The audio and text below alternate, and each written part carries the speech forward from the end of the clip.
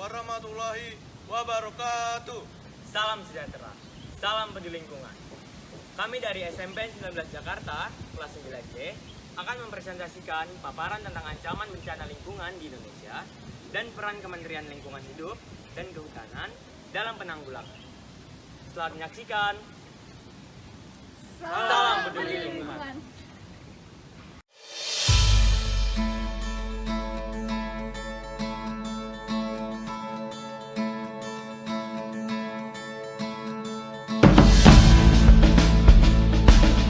Indonesia sejak 75 tahun merdeka terus membangun, berubah mengikuti perkembangan dunia. Kementerian Lingkungan Hidup dan Kehutanan sebagai salah satu pilar pembangunan terus berusaha mewujudkan Indonesia maju dengan sumber daya manusia berkualitas. Guna menjawab tantangan tersebut, Kementerian Lingkungan Hidup dan Kehutanan telah memiliki strategi dan arah kebijakan pengelolaan KLHK yang dituangkan dalam dokumen rencana strategis Kementerian Lingkungan Hidup dan Kehutanan.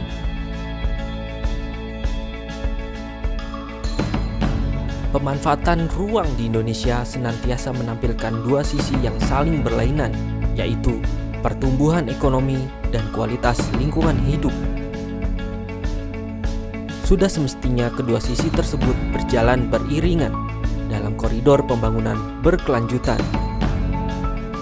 Pembangunan Indonesia harus berdiri di atas alam Indonesia yang senyatanya memang unik.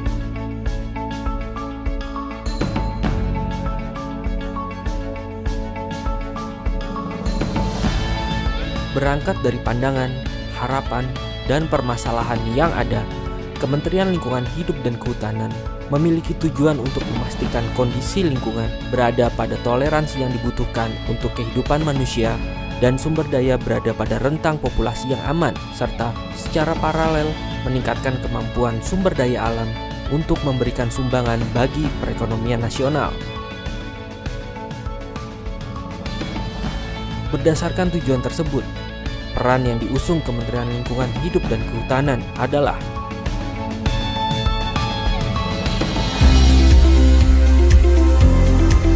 pertama, menjaga kualitas lingkungan hidup yang memberikan daya dukung pengendalian pencemaran, pengelolaan daerah aliran sungai, keanekaragaman hayati, serta pengendalian perubahan iklim. Kedua, menjaga luasan dan fungsi hutan untuk menopang kehidupan, menyediakan hutan untuk kegiatan sosial, ekonomi rakyat, dan menjaga jumlah jenis flora dan fauna serta endangered species.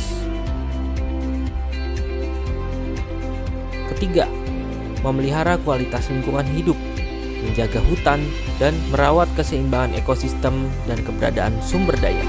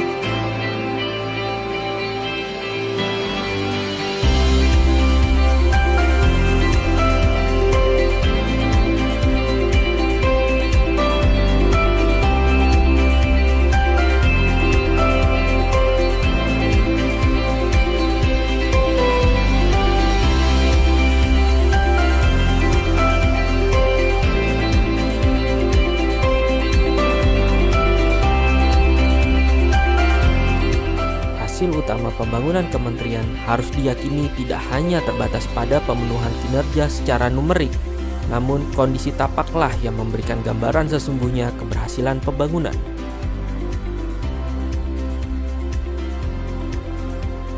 Dengan melangkah lebih cepat, memenangkan persaingan, kami bertekad membangun negeri, mewujudkan Indonesia maju.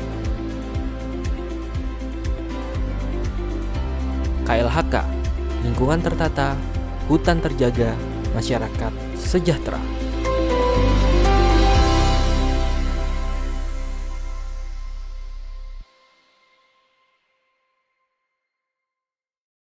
Kerusakan ekosistem global, penyebab, dampak, dan peran pelajar pelopor lingkungan.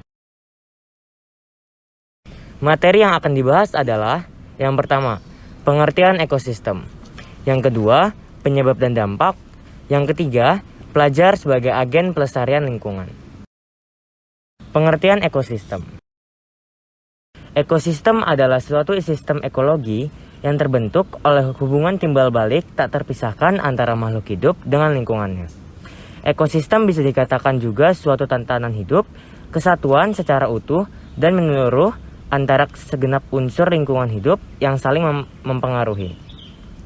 Ekosistem banyak berubah dan mengalami degradasi terkait aktivitas manusia dalam memenuhi kebutuhan hidupnya akan pangan, air, kayu, sandang, dan energi yang makin meningkat, menyebabkan ekosistem dieksploitasi. Penyebab kerusakan ekosistem: pencemaran air, pencemaran udara, dan pencemaran tanah.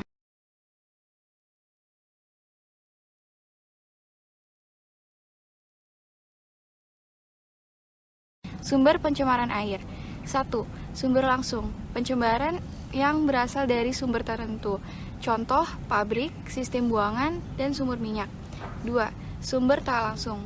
Pencemaran yang berasal dari penyebaran sumber yang tidak jelas. Contoh, air dari jalan dan dari kegiatan pertanian. Pencemaran tanah. Pencemaran tanah adalah memasuknya atau dimasukkannya makhluk hidup, zat, energi, dan atau komponen lain ke dalam tanah oleh kegiatan manusia, sehingga kualitas tanah turun sampai ke tingkat tertentu yang menyebabkan tanah tidak dapat berfungsi sesuai dengan peruntukannya. Pencemaran udara adalah terdapatnya satu atau lebih kontaminan, yaitu debu, jelaga, gas, kabut, bau, asap, atau uap di atmosfer dalam jumlah yang cukup tinggi, yang bersifat dan dalam jangka waktu tertentu akan membahayakan kehidupan manusia, tumbuhan, dan juga binatang. Sumber pencemaran udara. Sumber pencemaran dapat dibagi dalam 4 kelompok utama, yaitu 1. Transportasi kendaraan, seperti motor, pesawat, kereta api, kapal, dan penanganan dan evaporasi minyak. Kedua, pembakaran tetap, seperti perumahan, tempat komersial, tenaga industri, termasuk pemanas, termasuk pusat tenaga listrik. Ketiga, proses industri, seperti kimia, metalurgi, industri kertas, dan kilang minyak. Dan terakhir yang keempat, disposal limbah padat, seperti bahan dari rumah, batu bara, pembakaran daerah pertanian.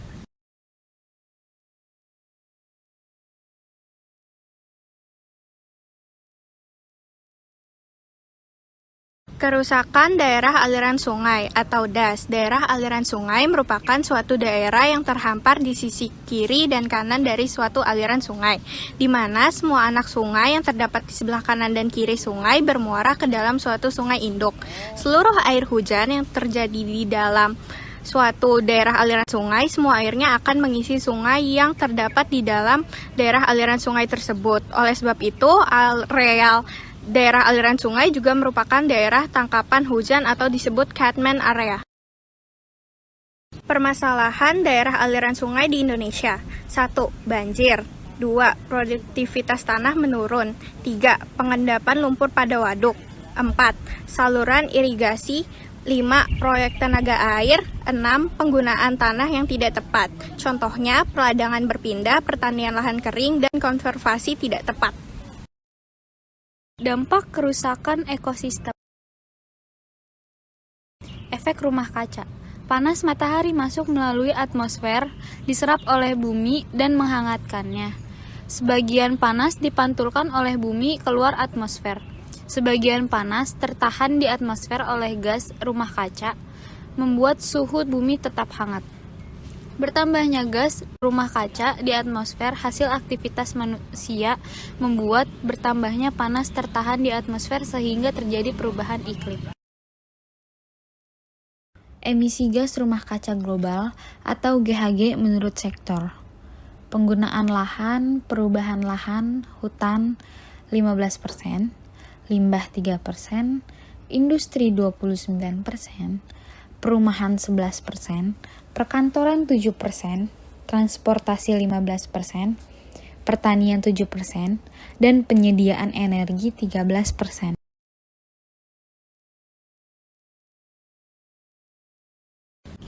Gas emisi yang dihasilkan oleh binatang dan manusia per tahun.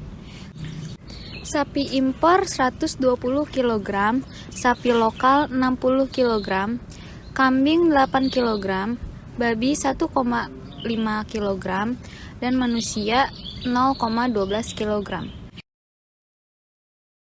Waktu tinggal gas rumah kaca di atmosfer, karbon dioksida atau CO2, waktu tinggalnya 50-200 tahun. Metana atau CH4, waktu tinggalnya 10 tahun. Ozon atau O3, waktu tinggalnya 0,1 tahun. Dinitrogen oksida atau N2O 150 tahun.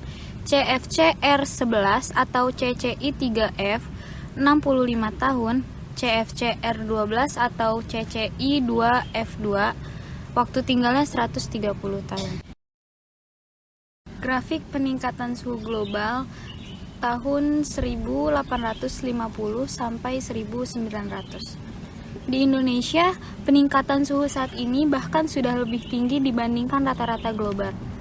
Kajian peneliti iklim yang juga Kepala Subbidang Produksi Informasi Iklim dan Kualitas Udara Badan Meteorologi, Klimatologi dan Geofisika atau BMKG, Siswanto terhadap tren suhu di Jakarta sejak tahun 1866 sehingga 2012 menunjukkan peningkatan suhu mencapai 1,6 derajat Celcius. Bencana hidrometeorologi. Bencana hidrometeorologi adalah yang diakibatkan oleh parameter-parameter meteorologi. Atau dengan kata lain, bencana hidrometeorologi dipengaruhi oleh hal-hal yang berkaitan dengan meteorologi seperti angin, curah hujan, kelembapan, dan temperatur. Jenis bencana ada kenaikan muka air laut, badai tropis, banjir dan longsor, kebakaran, dan kekeringan. Wilayah oranye, terganggunya batas wilayah Indonesia. Wilayah merah, gangguan terhadap jaringan jalan lintas dan kereta api. Wilayah biru, menggenangnya air laut, rusaknya ekosistem pantai yang mengakibatkan peningkatan jumlah pengungsi, hilangnya habitat dan spesies, hilangnya lahan-lahan budidaya, berkurangnya produktivitas lahan, berkurangnya produktivitas pertanian, berkurangnya produktivitas perikanan, masalah sumber daya air. Bencana Januari sampai April 2020. Sampai tanggal 18 April 2020 pukul 10 waktu Indonesia bagian Barat, Indonesia tercatat jumlah kejadian bencana alam sebanyak 1.115 kejadian. Kejadian bencana mendominasi adalah bencana banjir, kemudian diikuti berturut-turut puting beliung dan tanah longsor. Bencana menimbulkan terdampak dan mengungsi 7.818.738 jiwa, sedangkan sebanyak 156 jiwa meninggal dan hilang, serta luka-luka 229 jiwa.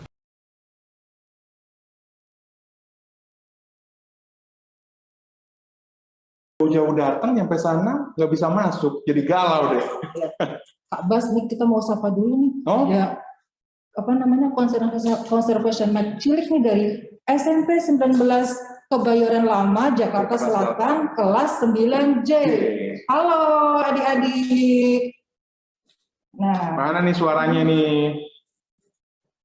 mana suaranya ya? Oh ya, udah Kak, kita lanjut aja. Oke, Katri. Ya. Katri, kita pagi ini mau jalan-jalan virtual tour kemana nih? Pagi ini kita akan ke salah satu taman nasional yang ada di Jawa Timur, Kak Bas. Ya. Nah, namanya Taman Nasional Meru Betiri. Oh. Nah, ini mengingatkan aku tuh pada salah satu. Peran pelajar sebagai agen pelestarian lingkungan. 1. Memilah dan menempatkan sampah sesuai kriteria, memudahkan dalam proses pemusnahan ataupun daur ulang. 2. Mengurangi pemakaian dan daur ulang sampah plastik, mengolah atau menggunakan kembali limbah plastik untuk keperluan sehari-hari. 3. mengurangi penggunaan kendaraan bermotor, menggunakan moda transportasi umum ataupun moda transportasi ramah lingkungan. 4. Menanam pohon, melakukan penghijauan dimulai dari lingkungan rumah dan sekolah. 5. Mengurangi penggunaan freon atau pendingin udara, menggunakan ventilasi udara alamiah untuk sirkulasi udara.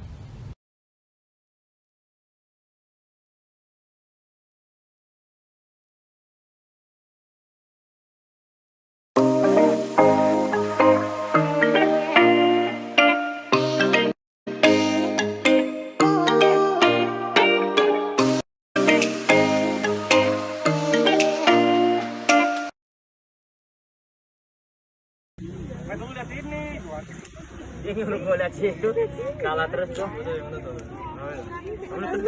Ini kayak bus merintah-merintah tuh.